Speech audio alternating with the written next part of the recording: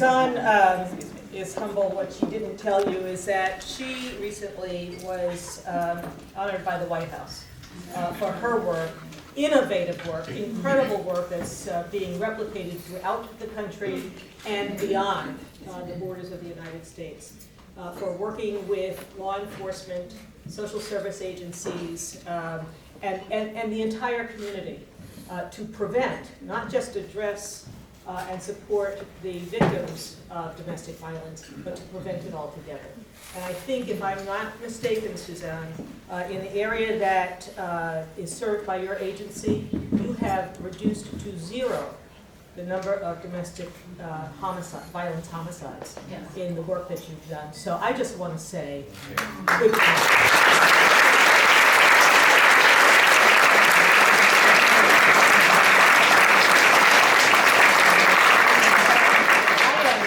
So humbled, really humbled by the number of friends and supporters and colleagues. Here's my Ropes and Gray team here.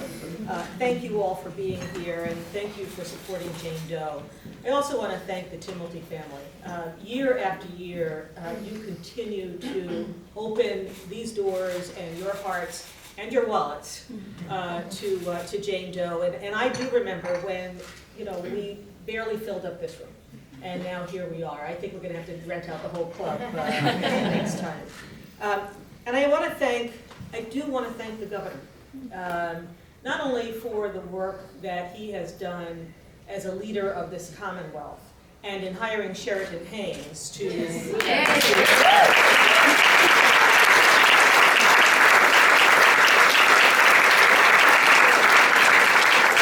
out that work, but for being with me for 30 years. We celebrated our 30th anniversary earlier this week.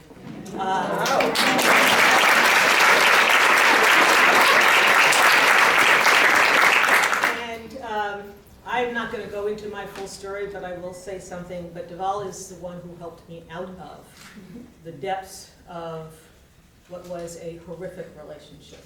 So thank you from the beginning to now and forever until the end. Thank you.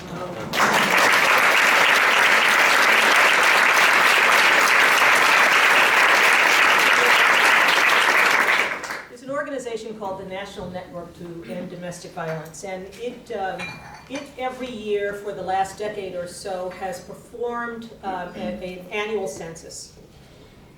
The census is a one-day, unduplicated count of children and adults who seek domestic violence prevention in the United States. And they do this census for one 24-hour period. And the data is compiled nationally as well as on a state-by-state basis. This past year was conducted in September of 2013. And I just want to give you a sense of what the data for Massachusetts was. In a 24-hour period on September 17, 2013, there were 560 hotline calls that were answered by our state agencies. Think about that, 560 calls in a day. That equates to 23 calls each hour, or one call every 2.5 minutes in a 24-hour period.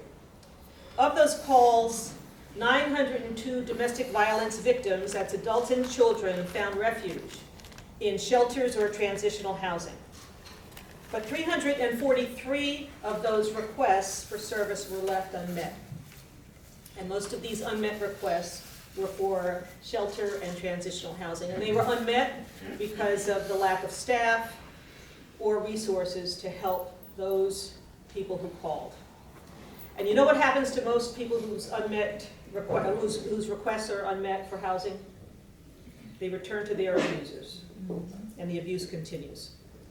That's 560 calls in one day, one call every 2.5 minutes in Massachusetts. I hope that captures your attention.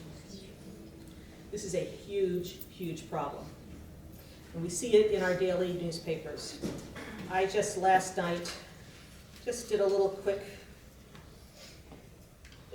check on the Globe website. On May 3rd, Malden man sentenced in girlfriend's murder. On April 26th. Ipswich officer pleads not guilty to domestic violence charges. On April 5th, Weymouth couple in their 80s found dead in their home of a murder-suicide. Another April 5th, man fatally shot by Boston police on a domestic violence call. This is every day in the paper. Now, as you've heard, and as many of you have heard me speak before, you know that I speak from some personal experience in domestic abuse and violence. I've spoken of my experience in greater detail than I have time to do this morning, but as difficult as it is every time I do it to recall my own experience, I've spoken of it for two specific reasons. First, I've done so because I wanted people to know that but for the grace of God, all of us could be among the victims who find themselves in frightening and often paralyzing abusive circumstances. We could all be one of those hotline callers. In fact, I would venture a guess that in this room there are people who are silently suffering now. The statistics would bear that out. Abuse knows no boundaries. It doesn't happen only to the less economically stable. It doesn't, being smart and a capable person doesn't protect you from abuse.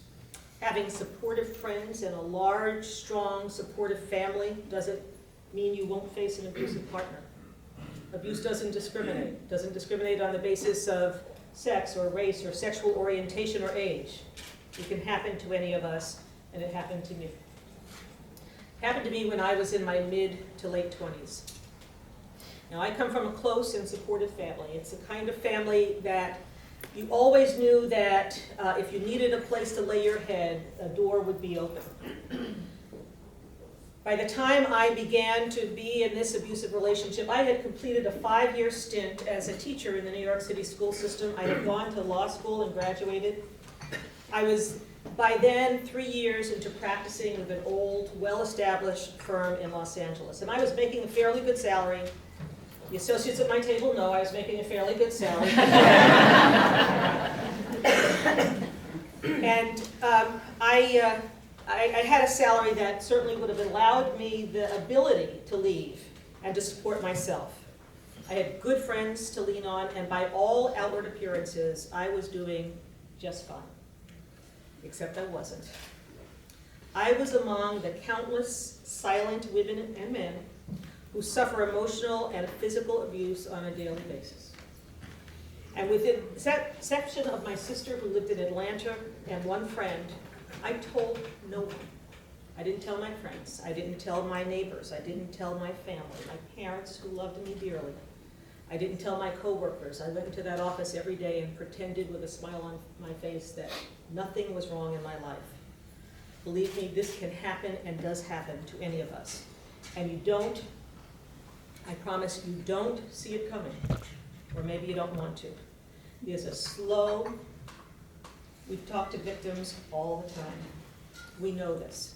There's a slow and destabilizing and degrading process of breaking down your self-confidence, your self-esteem, and your self-worth. And before you realize what's happened, you've become powerless, and you've become voiceless, and you've become diminished. Truly, in every sense of the word, you're broken. Staying in an abusive relationship, once that happens and you realize, you wake up and you find yourself in it, staying in that relationship doesn't mean that you like it, or that you can't afford to leave, or that you are weak and unable to take care of yourself or your children without help. I know that leaving an abusive relationship feels impossible. Like many, many, many victims, I stayed in my relationship far longer than any casual observer would think anyone with common sense would. I stayed in that relationship for years. I did try to leave, and in fact, I left twice before leaving for the third time. But 2 times I returned.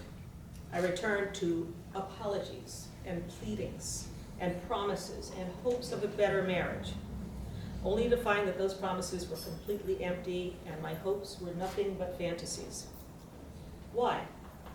Many people ask why. Why would anyone remain in an abusive relationship? Well, until you've been there, it's nearly impossible to understand why. You feel trapped, you feel alone, you feel isolated. You often have little or no self-esteem left to propel your feet to move one foot in front of the other. You're paralyzed with embarrassment that you are the victim of abuse. You're humiliated, you don't tell anybody, and most often you're immobilized with fear. Fear of the consequences of leaving, fear of the unknown, fear of injury, fear of death.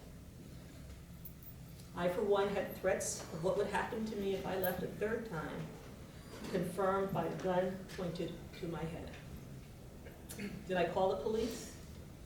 No. Did I seek a restraining order? No.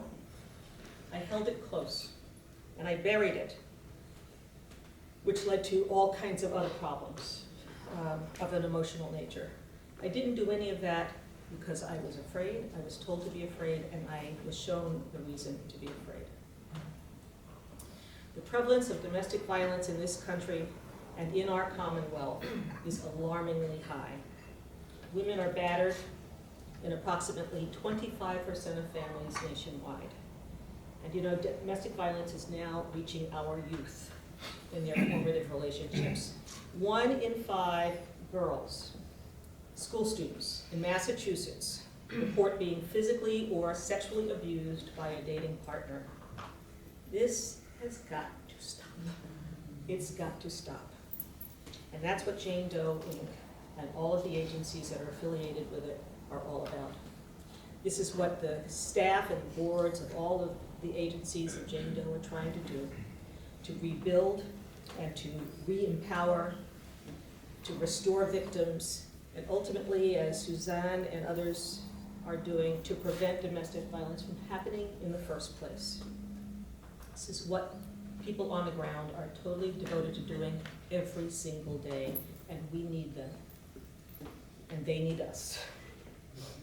They say it takes a village, and it will take all of us in this room and in all of our villages throughout the Commonwealth to raise awareness of and to end this horrendous and growing social ill. So I think it's important to challenge each and every one of us and in all of our villages to help in whatever way you can. We need to raise awareness. We need to help victims find safe shelter so they don't go back to their abusers. We need to help victims and their children rebuild their lives and become survivors. In the domestic violence community, I know the word victim is not something we like to talk about. I'm admonished about that all the time. We talk about survivors, but that's what we want. We want survivors. Actually, we want no one to have to survive. We want to help understand the root cause of domestic abuse and ultimately help prevent and break the cycle of domestic violence. It's why I speak. It's not easy. But if I and we can help just one person stay alive, one child not witness abuse, one abuser change his or her ways, we will have done a great amount of good. And I just want to thank all of you for being here and supporting the work of this organization and to honor what little contribution I've made to that. So thank you very much.